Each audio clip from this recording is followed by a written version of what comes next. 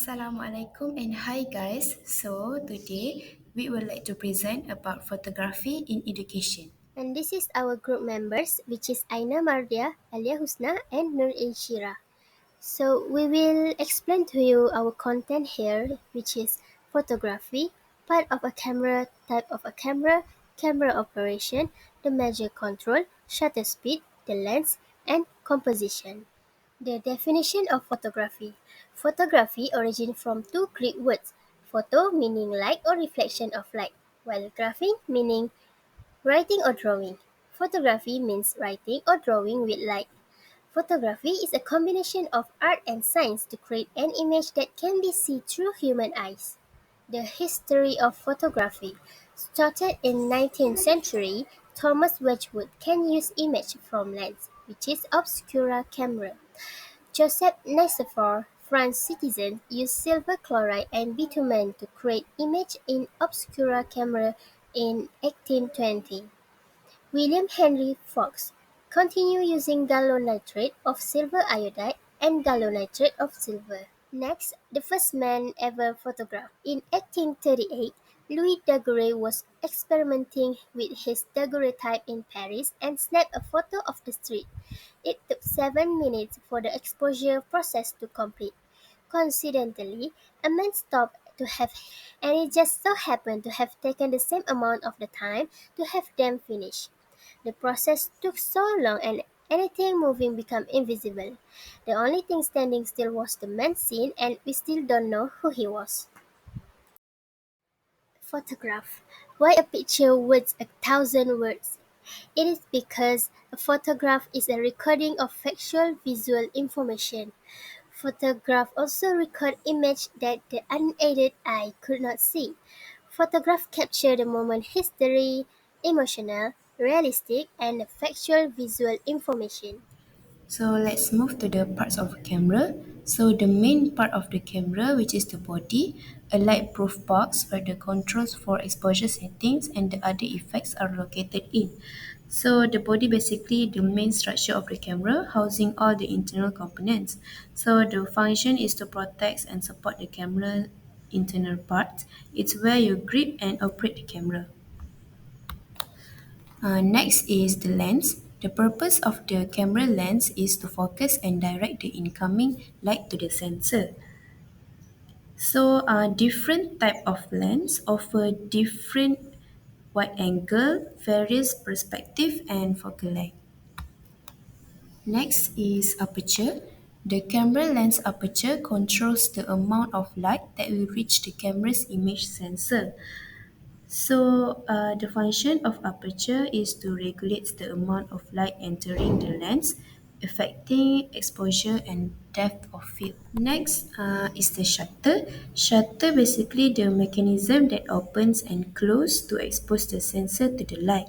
So the function of shutter is to control the length of the time light is exposed to the image sensor.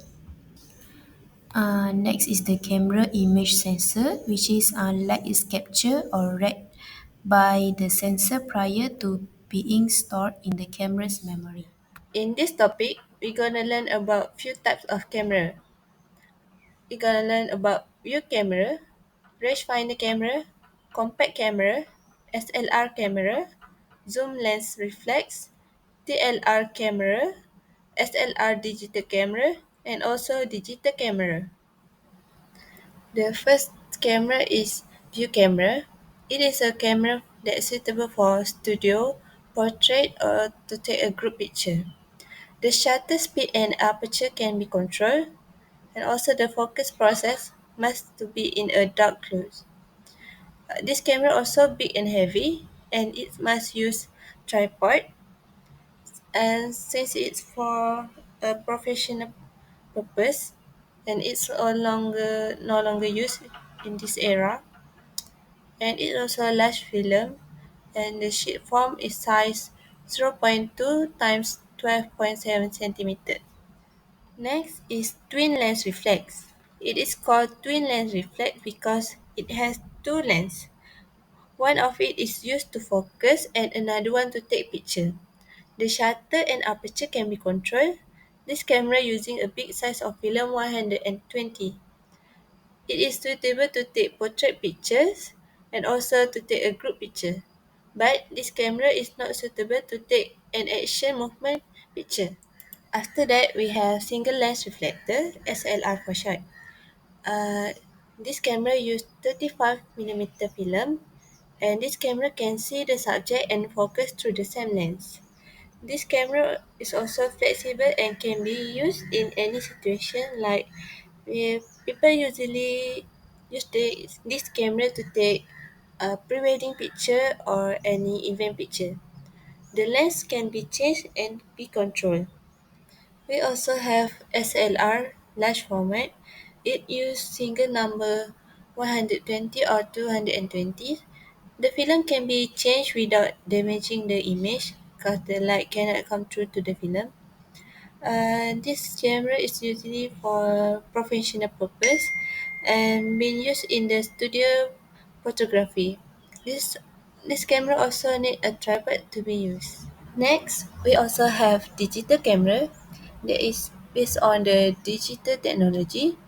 It has no film, so the image capture is in digital format through the sensor, and the image quality is high based on the resolution in megapixel, and it also use flash card, compact card, or floppy disk and internal memory to store the image.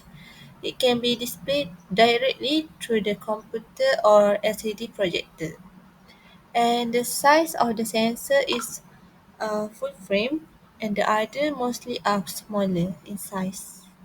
Next, exposure is the total amount of light reaching the film plane or the image sensor determined by the shutter speed and the lens aperture. And as you guys can see on this slide, this is the formula for the exposure. So the measure control divide into four parts, which is first aperture diaphragm plus exposure meter, second shutter plus dial speed, third film speed, which is ISO, and fourth picture composition. First is the aperture, the diaphragm and the exposure of meter scale. The function is to control how much light will come in and expose the film using the scale method.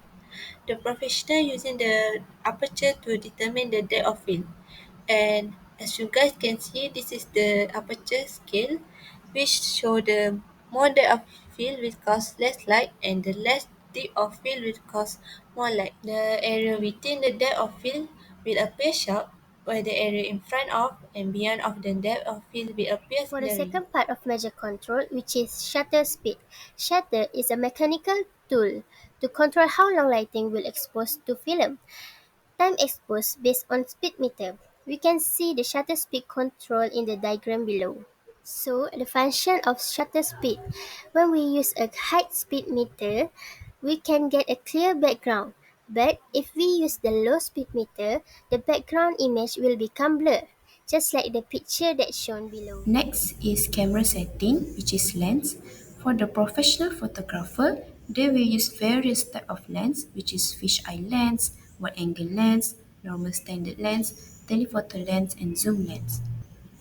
About macro lens is perfect for photographing small subjects like insects, flowers, jewelry, and texture. It very useful for capturing intricate details in object like the texture of the fabric or the fine details in a product shoot. For the prime lens, a prime lens has a fixed focal length, meaning it doesn't zoom in or out. These lenses are known for their simplicity and superior image quality. So this is the example photo that use fisheye lens and macro lens.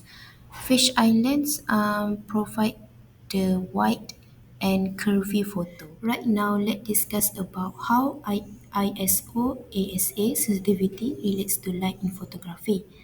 ISO stands for International Organization for Standardization, and it refers to the sensitivity of your camera's sensor to light, whereas ASA means American Standard Association. When you adjust the ISO setting on your camera, you're basically telling the camera how sensitive the sensor should be to light. For low ISO, Sensitivity is low sensitivity to light. The usage is ideal for bright conditions like sunny days, and the image quality will produce clean image with minimal noise. Next, high ISO offers high sensitivity to light, and it creates for low light situation like indoor or night photography, and the image quality will increase the amounts of noise in the image which can make the photo look grainy. For low ISO, the sensor is less sensitive, so it requires more light to produce a well-exposed image. This is perfect when there's plenty of ambient light. For high ISO, the sensor becomes more sensitive, meaning it needs less light to capture the image. This is the example picture about out of focus and in focus. To adjust the focus point, most cameras allow you to select specific focus points. This is useful if you want to focus on something that isn't in the center of your frame. Okay, next is the composition in photography. First is high interest. So you can see the example of the picture there, which is a bright red umbrella in a crowd of black ones. So, high interest is basically involve placing a subject or element in your frame that naturally grabs attention. Next, you can see the example, the picture about rule of thirds. Rule of thirds offer more balanced picture and more interesting. Okay, this is the example of the picture, the golden ratio or Fibonacci spiral. So this is a compositional guide that suggests placing elements along a spiral or grid that grows out of a central rectangle. Okay, next, let's see the picture about close-up shooting. Close-up shooting involves getting close to your subject. You can use a macro lens or zoom in to capture intricate details, texture, and patterns. For example, you can see the picture. Uh, you can close up to see the details of the sunflower and the bugs. Okay, next, what it means about dynamic lines. These are lines within the composition that guide the viewer's eyes through the photograph. So it can be straight, curved, or diagonal. Okay, and next, this is the example, the picture that shows full of action. It means that we're capturing movement and energy within our shot. Okay, to capture the full of action picture, we can use a fast shutter, speed to freeze motion, or a slower one to create motion blur, depending on the effect you want. We hope you guys can enjoy our topic today. Thank you for listening. Bye bye.